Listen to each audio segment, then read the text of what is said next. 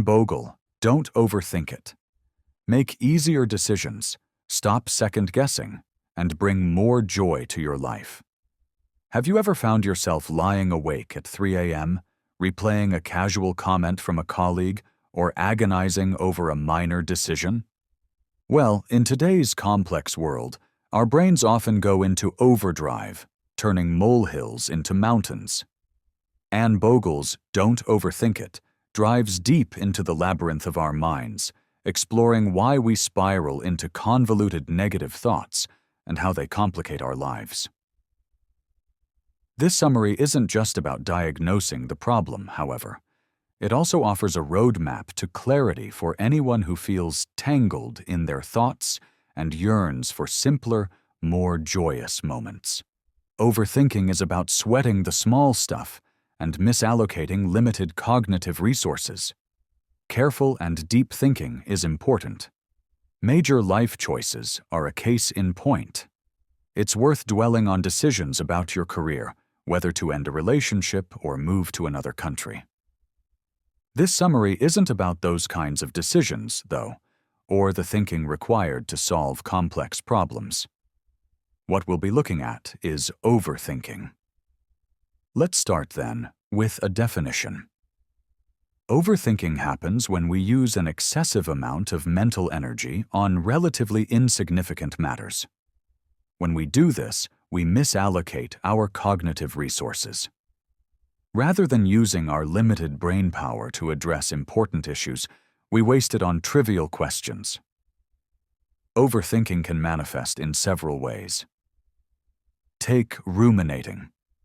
That's what happens when you lie awake at night replaying a minor episode from the day, like a thoughtless comment from a colleague.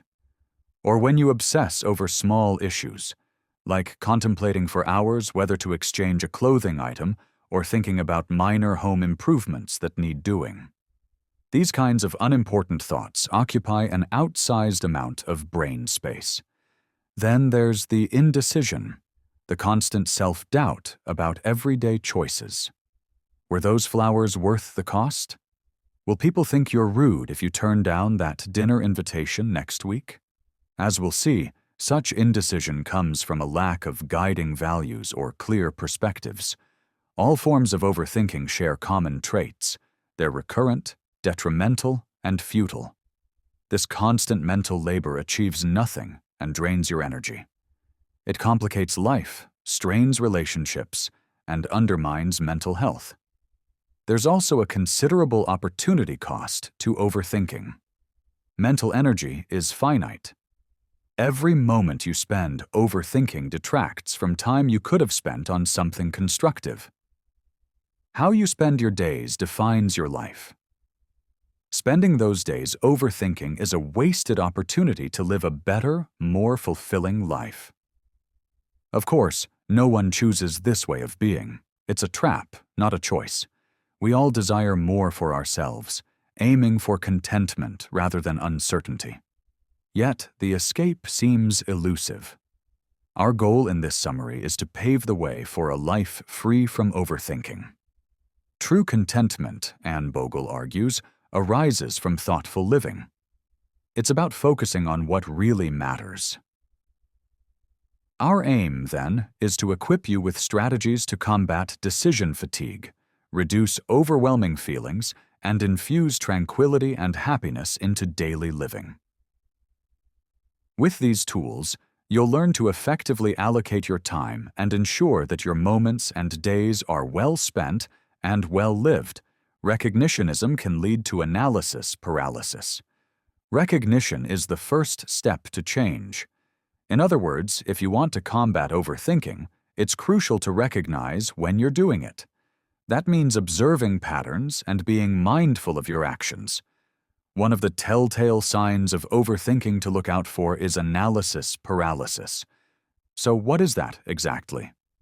Well, it's when you're stuck in a cycle of constant thought that never reaches a conclusion. The core issue here isn't the decision you need to make, but your mental approach towards it. The result? Indecision, stalling, and a constant revisiting of the same information. This drains your mental energy, amplifies stress, and hampers your ability to make sound decisions in the future. After all, if you don't trust yourself to get the small stuff right, how can you trust yourself to manage the big stuff? Breaking out of the analysis paralysis trap starts with a reality check. Let's break that down. One of the most common causes of overthinking is the idea that there's a single right answer to problems. This is a form of perfectionism, which is an unrealistic idealization of the world. Most solutions are a myth. Most problems have not one, but multiple good solutions. If you believe there's a single correct solution, you're going to spend a lot of time gathering more and more data. If there are many ways of solving a problem, by contrast, you're going to be more interested in moving forward and seeing if solutions actually work. To put it differently, you'll see those potential solutions as hypotheses that need to be tested. There are lots of ways of propelling yourself towards taking action. You can set yourself a deadline, for example, or create a list, seek a friend's perspective, or even delegate the choice to someone else. The key is to give yourself permission to falter. When you allow yourself to experience failures, you loosen the stranglehold of absolute perfection over your decision-making. First of all, you begin to see that failures aren't endpoints. They're rich learning experiences. Mistakes offer more valuable insights than a smooth sailing journey. If you're constantly on guard, preventing errors at all costs, you rob yourself of potential lessons. Yet, for many, the word failure can be a daunting one. But think back to what we just said about solutions being hypotheses. Instead of viewing solutions that don't work as defeats, envision them as data in the experiment that is your life. There are no heavy expectations in experiments. An experiment focuses on results, not victories. Every outcome is a step forward. Identifying your values can't simplify your decision-making. We're bombarded with thousands of decisions every day. Some are big, like which career path to take. The majority are much smaller, like what do we have for dinner? Amidst this barrage, it's easy to get lost in overthinking. The question is, how can you make these kinds of decisions with greater clarity? It's time to talk about values-driven decision-making. Experiments of folks who are great decision-makers aren't simply lucky or intuitive. They're guided by values. They make choices based on who they are and what matters to them. The lesson here is this. Recognizing and naming your values can act as a beacon in a sea of daily decisions. Consider the example of choosing a school for your child, or more prosaically, which grocery store you'll be using for your weekly shop. If you deeply value community and neighborhood ties, the answer is obvious. Choose the school or the store that's closest to where you live and reduce the amount of time you spend in your car. That means more chances to interact with neighbors and less commuting. This is how values can demystify decision-making. Values don't just guide choices, they also shape thoughts and interests. If you value being informed, for instance, you'll engage with community news and have regular conversations about local events. In essence, our actions and interests should mirror our core beliefs. But here's the catch. Sometimes there's a mismatch between what we say we value and what we actually do. Claiming to cherish family time but always working late or expressing the importance of reading but never picking up a book are signs of misaligned values. The solution?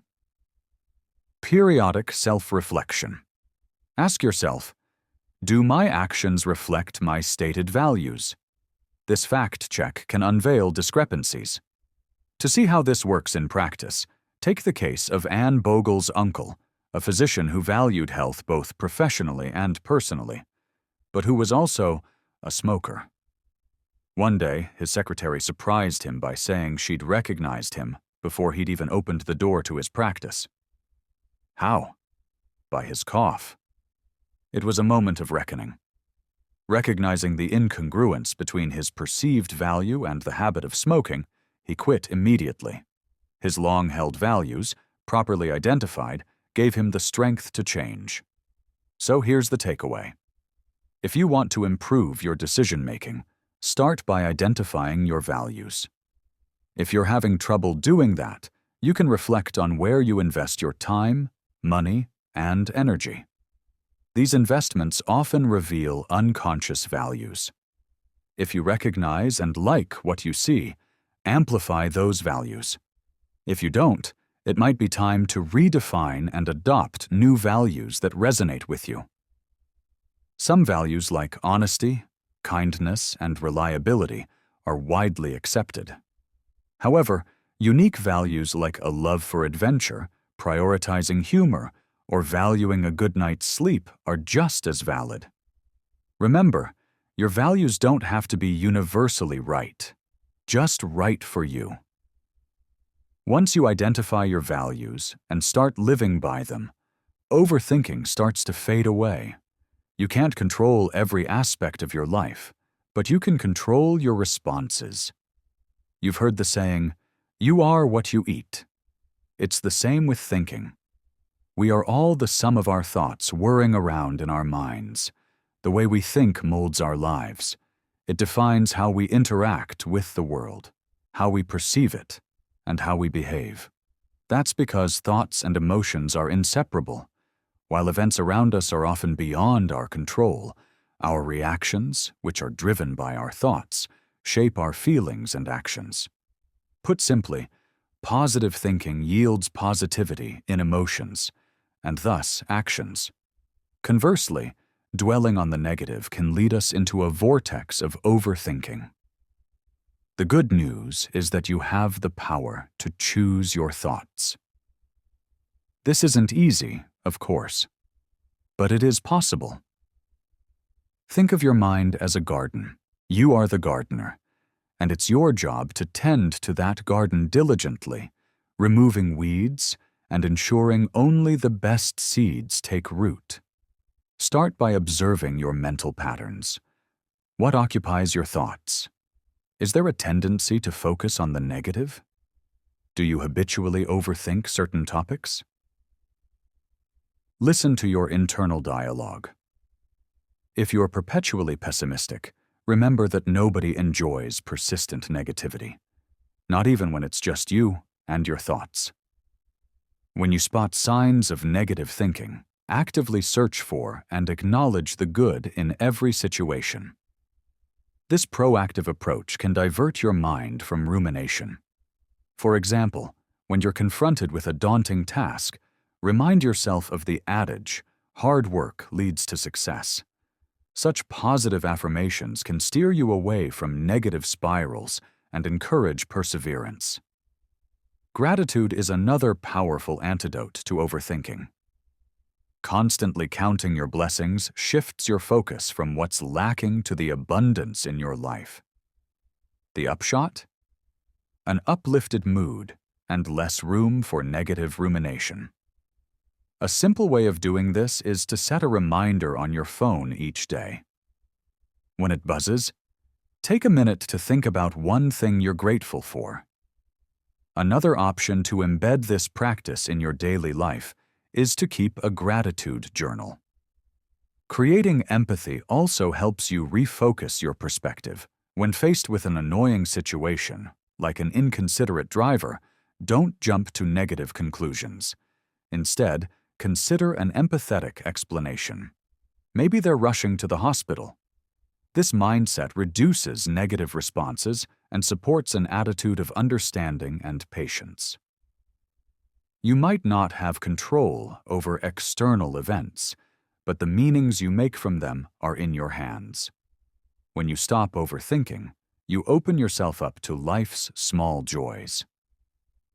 In one of her most popular newspaper columns, the American humorist Irma Bombeck wrote that if she had her life to live over, she would have eaten popcorn in the good living room and burnt the pink candle that was sculpted like a rose before it melted in storage. Bombeck wrote those words in 1979, but they still resonate. There's an abundance of small and profoundly good things in our lives, and just as many moments in which we pass up the opportunity to savor them because we're overthinking things. The point here is that joyful life doesn't require grand gestures and extravagant luxuries. Often, it's small, inexpensive pleasures like Bombeck's pink rose candle that fill us with happiness. Reducing overthinking isn't just about eradicating negative thought patterns and bad habits. It's also about embracing joy. Anne Bogel, for example, spent many years denying herself a simple pleasure, keeping a bouquet of flowers on the countertop in her kitchen. Those bouquets weren't expensive. A bunch of her favorite tulips cost less than $5, but she overthought it. Did she need the flowers? No, not really. So she left the tulips in the store and passed up on one of the things that makes her happy. While these little treats can seem inconsequential or even frivolous, their absence can lead to a mentality of scarcity rather than abundance.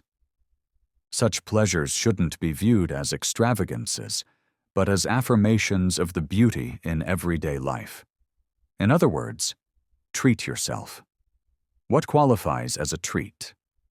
It's that little extra, a delightful deviation from the ordinary. It doesn't need to be pricey either. All that matters is that it resonates with you. Some people cherish lavender baths in the evening. For others, it's a magazine subscription or going to the cinema with a friend. Treats are individual. Creating habits around these treats can be liberating and automate our joy, negating the compulsion to overthink and self-debate about such pleasures. Instead of weighing up the pros and cons of buying those flowers at the store, imagine having a preset philosophy that encourages you to enjoy without guilt. Making these ready-made decisions allows you to seize the moment, be it in the rich taste of dark chocolate after dinner or a restorative Saturday morning hike. Nowadays, Bogel adds a bouquet of fresh flowers to her cart every time she's at the store. That eliminates the mental fatigue of decision-making and ensures that every shopping trip ends with a touch of joy. So what constitutes simple abundance for you? Reflect on the moments you might be denying yourself out of misplaced guilt. It's essential to challenge that inner voice, which whispers, "You don't deserve this." Instead, reframe your perspective. Remember that abundance isn't always tied to a price tag. It might be an undisturbed hour with a gripping novel, a peaceful tea break on your porch, or a moment of stillness admiring nature's beauty. There are so many opportunities for joy. The real gift lies in allowing yourself to relish these pockets of happiness without overthinking or waiting for a grand occasion. After all, in the grand tapestry of life, these simple pleasures often weave the most vibrant patterns. So that was our summary to Don't Overthink It by Anne Bogel. The main takeaway is this: overthinking wastes cognitive resources, puts unnecessary strain on us, and complicates life. It often results from unclear values leading to indecision.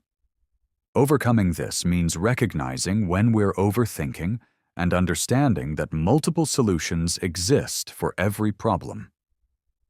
To make better decisions, act according to your core values and embrace potential failure, since you can always learn from it.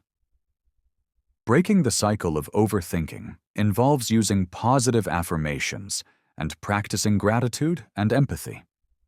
True contentment comes from enjoying life's simple pleasures rather than denying them as a result of analysis paralysis.